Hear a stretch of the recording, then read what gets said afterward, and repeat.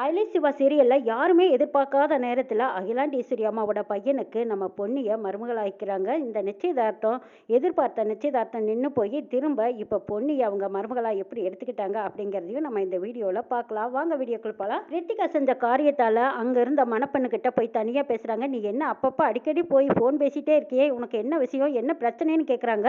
அப்போ அந்த பொண்ணு அதெல்லாம் ஒன்றும் இல்லை அப்படின்னு சொல்லிட்டு அவங்க காதலனை கூப்பிட்டு தனியாக உட்காந்து பேசிகிட்டு இருக்கிறதா ரித்திகா கேட்டுடுறாங்க. ரித்திகா கேட்டுட்டு கை தட்டிக்கிட்டு போகிறாங்க. டே அப்பா, நான் கேட்கும்போது நீ உண்மையை மறைச்ச, இப்போ உனக்கு ரகசிய காதல் வேறு இருக்காங்கிறாங்க. ஆமாங்க, இவங்களை நான் 5 வருஷமாக லவ் பண்ணுறேன். நானும் இவரும் ஒன்றா படித்தோம். ஆனால் எங்கள் வீட்டில் சம்மதிக்க மாட்டாங்க, பயந்துட்டே இருந்தேன். இப்போ தான் எங்களுக்குள்ள ஒரு தெளிவான முடிவு எடுத்திருக்கோம். அதனால நான் 2 பேரும் கல்யாணம் பண்ணிக்கலான்னு இருக்கோங்கிறாங்க. இதை கேட்ட ரித்திகா, ஓ அப்படியா, சரி, அகிலாண்டீஸ்வரி என்ன அடிச்சால, அவளை நான் பழி வாங்குறதுக்கு இது சரியான தருணம்னு நினச்ச ரித்திகா, இங்கே பாருங்கள், இந்த வாய்ப்பை விட்டுட்டீங்கன்னா அதுக்கப்புறம் உங்களுக்கு 2 பேத்துக்கும் கல்யாணம் நடக்காது. இந்த அகிலாண்டேஸ்வரி உன்னை அவங்க பையனுக்கு மருமகளாக தேர்ந்தெடுத்துட்டா, அதுக்கப்புறம் நீ உன்னோட காதலை மறந்துட வேண்டியதான். அதுக்கு முன்னாடியே நீ எடுத்த முடிவு சரியாக இருக்கும். நீ இந்த பையனை கூட்டிகிட்டு போய் கல்யாணம் பண்ணிக்கிட்டு வந்து உங்கள் அப்பா அம்மா முன்னாடி நின்று பாரு. இந்த கல்யாணத்தை அவங்க அமைதியாக ஏற்றுக்கத்தான் வேணும், வேறு வழியே இல்லை அப்படின்னு சொல்லி ரித்திகா அவங்க 2 பேர்த்தையும் தூண்டி விடவும், அவங்கள 2 பேருமே ஆமாம், நாம் எடுத்த முடிவு சரிதான், இந்த அக்கா கூட சொல்கிறாங்க பாரு, கரெக்டாக இருக்குது அப்படின்னு அந்த பொண்ணும் பையனும் சேர்ந்துக்கிட்டு 2 பேரும் போய் கல்யாணம் பண்ணிக்கிறேன்னு போகிறாங்க. இதை பார்த்துட்டு இருந்த ரித்திகா, சூப்பர், இன்னைக்கு கல்யாண வீட்டில் பெரிய சம்பவம் நடக்க போகுது, நடக்கட்டும் அகிலாண்டேஸ்வரியை தலை குனிய வைக்கணும்னு நினச்ச ரித்திகா அவங்க 2 பேர்த்தையும் அனுப்பி வச்சிடுறாங்க. அவங்களும் 2 பேரும் வந்து கல்யாணத்தை பண்ணிக்கிட்டு வந்து அவங்க அப்பா அம்மா முன்னாடி அதுவும் கூட்டத்தில் வந்து சொல்கிறாங்க, நாங்கள் 2 பேரும் லவ் பண்ணணும், உங்ககிட்ட சொல்கிறதுக்கு பயந்துக்கிட்டு இவ்வளவு நாளாக தயங்கியே சொல்லாமல் இருந்துட்டோம், இப்போ நாங்களே ஒரு முடிவு எடுத்து 2 பேரும் கல்யாணம் பண்ணிக்கிட்டோன்னு வந்து சொல்கிறாங்க. இதை கேட்டு அவங்க அப்பாவும் அம்மாவும் அதிர்ச்சி அடைகிறாங்க. அது மட்டும் இல்லை, பொண்ணை பார்த்து ஓங்கி ஒரு அறை விடுறாங்க. என்னடி நினச்சிட்டு இருக்கேன், இவ்வளோ பெரிய கூட்டத்தில் எங்களை அவமானப்படுத்தணுன்னே முடிவு பண்ணிட்டியான்னு கேட்டுட்டு இருக்கும்போது அங்கே அகிலாண்டேஸ்வரியும் அயலியும் வராங்க. பரவாயில்ல, உனக்கு ஒரு பையனை பிடிச்சிருந்தா அது உங்கள் அப்பா அம்மா கிட்ட ஆரம்பத்திலேயே நீ சொல்ல வேண்டியதானே, எதுக்கு இவ்வளவு தூரம் வந்து எங்களை இப்படி மூக்கறுத்து விடுறேன்னு கேட்குறாங்க அகிலாண்டேஸ்வரி. அப்போ அந்த பொண்ணு அழுக ஆரம்பிக்கிறாங்க. என்னை மன்னிச்சிடுங்கம்மா, நான் சொல்ல பயந்துட்டு தான் நான் இப்படி ஒரு முடிவு எடுத்துட்டேங்கிறாங்க. அப்போ அயலி சொல்கிறாங்க, பரவாயில்ல விடுங்கம்மா, உங்களுக்கு சம்மதம்னா எங்கள் வீட்டு பொண்ணு பொன்னியை உங்கள் பையனை கல்யாணம் பண்ணி உங்கள் வீட்டு மருமகள் ஆயிக்கிறீங்களான்னு இந்திராணியும் நம்ம அயலியும் கேட்குறாங்க. இதை கேட்டு அகிலாண்டேஸ்வரி ஆனந்தத்துலேயும் சந்தோஷத்துலேயும், என்னம்மா இப்படி கேட்டுட்டீங்க, நீங்கள் உங்கள் பொண்ணை கொடுத்தா எங்கள் பையனுக்கு கல்யாணம் பண்ணிக்க நாங்கள் கொடுத்து வச்சிருக்கணும், நீங்கள் ஓகே சொன்னால் எங்களுக்கு சம்மதம்னு சொல்கிறாங்க அகிலாண்டேஸ்வரி. இது கேய பெருமாள் அகிலாண்டேஸ்வரி கிட்ட வந்து சொல்கிறாங்க, என்னம்மா நீங்கள் ஒத்த வார்த்தை சொன்னால் நான் கொடுக்க மாட்டேன்னு சொல்லிடுவேன், நான் உங்களுக்காக உங்கள் வீட்டு பையனுக்கு என் பொண்ணை கொடுக்கறதுல எனக்கு ரொம்ப சந்தோஷம், நாங்கள் கொடுத்து வச்சிருக்கணும் அப்படின்னு உதய பெருமாள் சந்தோஷமாக செல்வநாயகிட்ட வந்து கேட்குறாங்க. செல்வநாயகி, என்னங்க இப்படி கேட்குறீங்க, எவ்வளவு பெரிய சம்மந்தம், அகிலாண்டேஸ்வரி அம்மா நம்ம வீட்டில் பொண்ணு கட்டுறாங்கன்னா நமக்கு தாங்க பெருமை, எனக்கு முழு சம்மதம், எங்கள் வீட்டு பொண்ணை உங்கள் வீட்டு பையனுக்கு கல்யாணம் பண்ணிக்க எங்களுக்கு முழு சம்மதம் அப்படின்னு செல்வநாயகியும் உதய பெருமாளும் சொல்கிறாங்க.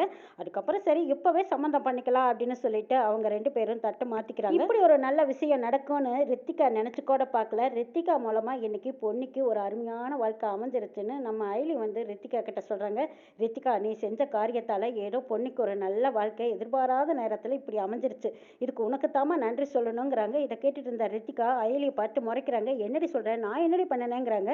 நீ தானே அந்த மணப்பொண்ணுக்கிட்ட அவன் காதலன் கூட நீ சேர்த்து வச்ச, இதெல்லாம் எனக்கு தெரியாதுன்னு நினச்சியா, எல்லாமே தெரியும் ரித்திகாங்கிறாங்க அயலி. கபிலன் இன்னும் அந்த சண்டையிலேருந்து மீண்டு வரவே இல்லை. அயலியை பார்க்கும்போதெல்லாம் அவங்களுக்குள்ள ஒரு பதட்டம், நடுக்கம். அயலியை பார்த்ததும் அப்படியே திருன்னு முழிச்சிட்டு இருக்காங்க. என்ன கபிலா, இன்னைக்கு நடந்த விசேஷத்தில் உனக்கு சம்மதம் தானே, ஏதோ ஒரு பதட்டத்திலேயே இருக்கியே, என்னாச்சு உனக்கு அப்படின்னு அயலி கேலியும் கிண்டலுமா ஒரு குதர்க்கமாக கேட்குறத பார்த்ததும் கபிலனுக்கு குதுக்கி வரிப்படுது. ஒருவேளை நான் தான் அகிலாண்டி ஈஸ்வரி நெத்தியில் துப்பாக்கி வச்சதை கண்டுபிடிச்சிட்டு தான் கேட்குறாளா அப்படின்னு பயந்துட்டு இருக்காங்க. என்ன கபிலா, எல்லாம் தெரிஞ்சுதான் கேட்குறேன், சொல்லு, பதில் சொல்லு அப்படிங்கும்போது அப்போது கபிலன் பதில் சொல்ல முடியாமல் தடுமாறுறாங்க. இப்போ ஏன்னு கேட்டால் நடந்தது ஒன்று, நடக்க போகிறது ஒன்று. எதிர்பாராத நேரத்தில் தான் தங்கச்சி பொன்னியை இந்த அகிலாண்டி விசிறி அம்மாவுக்கே மருமகளாக்க போகிறாரு. ஆனால் இந்த விஷயம் வர்மாவுக்கு தெரிஞ்சால் நம்மளை தொலைச்சி எடுத்துருவானே, காரிய சொந்தக்காரியாக்கி போகிறங்கிற தைரியத்தில் தான் நீ அவளை விட்டு வச்சியா, ஏன் கொள்ளலை அப்படின்னு அவன் வேற 1008 கேள்வி கேட்பான். இங்கே வேற அயலி அப்படியே சூளத்தை எடுத்துக்கிட்டு சூளாயுத தாண்டவம் ஆடிக்கிட்டு இருக்கா. கட்டி முனையில் நிற்கிற மாதிரி நிற்க வேண்டியதாக இருக்குது. இப்போ எதிர்பாராத நேரத்தில் தன் தங்கச்சிக்கே இந்த வரன் அமைஞ்சு போச்சு. எதிர்பாராத இந்த நிச்சயதார்த்தத்துக்கு நாம் வந்தோம், அகிலாண்டேஸ்வரியை போட்டு தள்ளத்தான் வந்தோம்.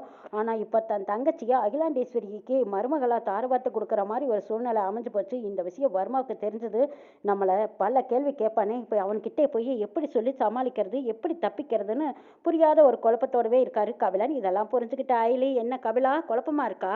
உன் பாஸ் கிட்ட போய் என்ன பதில் சொல்றது, என்ன செய்யறது, இந்த சொன்ன காரியத்தை செய்ய முடியாம போச்சே, தவறு விட்டுட்டோமேன்னு தவிச்சுக்கிட்டு இருக்கியா? இப்படியெல்லாம் கேட்கும்போது அப்படியே கபிலனுக்கு தூக்கி வாரி போடுது. எல்லாம் தெரிஞ்ச மாதிரி கேட்குறாள் இவ. எதனால இப்படி கேட்குறா? ஒருவேளை நாம சந்தேகப்பட்டது சரியத்தான் போச்சு, இவ தான் போலீஸ் அதிகாரின்னு ஊர்ஜிதம் ஆயிடுச்சு அப்படின்னு நினைச்சிட்டு இருக்கிறாரு கபிலன். ஆனாலும் எனக்கு அருள் தான் வந்தது. ஆனா எல்லா விஷயமும் இப்ப சிவா சொல்லி தெரிஞ்சுக்கிட்டேன் அப்படின்னா அயலி ஏதோ சொல்லிக்கிட்டு இருக்காங்க.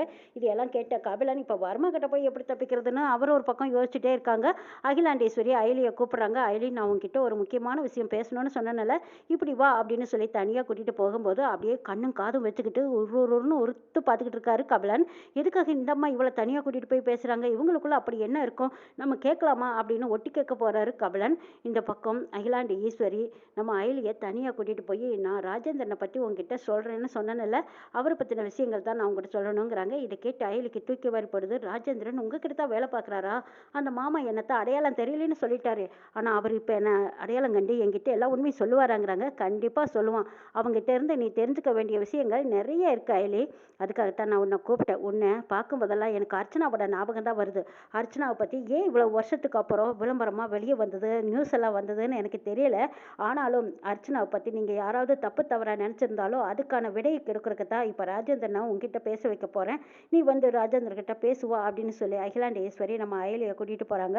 அயலியும் ராஜேந்திரன் கிட்ட அம்மாவை பத்தின விவரங்களை கேட்டு தெரிஞ்சுக்கிறதுக்காக போய் ஆர்வமா பார்க்கும்போது அங்க ராஜேந்திரன், இந்த அம்மா எதுக்கு இவங்களை கூட்டிட்டு வராங்க, நான் தான் இந்த பொண்ணை தெரியாதுன்னு சொல்லிட்டேனே, இப்போ இவன் அம்மா வேற இவங்க கிட்ட உண்மையை சொல்ல போறாங்க, அப்படி சொன்னா ஏகப்பட்ட பிரச்சனை வந்துடுமேன்னு பயந்துட்டு இருக்கிறாரு ராஜேந்திரன்.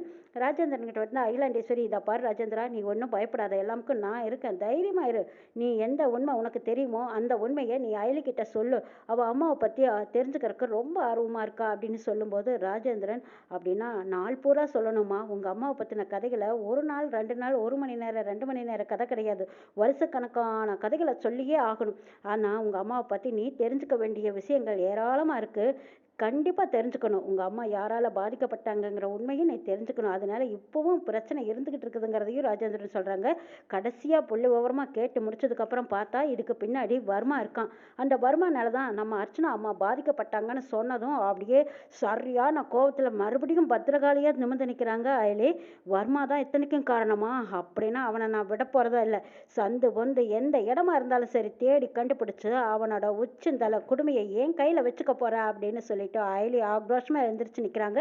அயலி எழுந்திரிச்சு நின்று கோபத்தோட நிக்கிற அந்த உத்திரகாண்டம் தாண்டவம் ஆடுற மாதிரி நிக்கிறத பார்த்ததும் ராஜேந்திரனே ஒரு நிமிஷம் தடுமாறி பயந்துட்டாரு. அயலி, என்னம்மா ஏமா இப்படி கோவமா இருக்கேங்கிறாங்க. எல்லாத்துக்கும் காரணம் அந்த வர்மா தான்னு தெரிஞ்சதும் அவனை நான் இனி ஒரு நிமிஷம் கூட தவற விட போறதில்ல. அவனை எங்க இருந்தாலும் தேடி கண்டுபிடிச்சு அவனை கொண்டு வந்து முன்னாடி சட்டத்துக்கு முன்னாடி நிறுத்துவேங்கிறாங்க அயலி சபதமும் விடுறாங்க. இது கேட்ட ராஜேந்திரன் அகிலாண்ட ஈஸ்வரி கிட்ட சொல்றாங்க, இதை பாருமா, இந்த பொண்ணு கேள்விப்பட்டதும் இப்படி ஒரு ஆக்ரோஷமா இருக்காங்களே, இந்த பொண்ணுக்கு ஏதாவது பிரச்சனை வந்துட்டா என்ன செய்யறதுங்கிறாங்க. அதுக்கு அகிலாண்டேஸ்வரி சொல்றாங்க, இதை பாரு ராஜேந்திரா, அயலியை பத்தி எனக்கு நல்லா தெரியும்.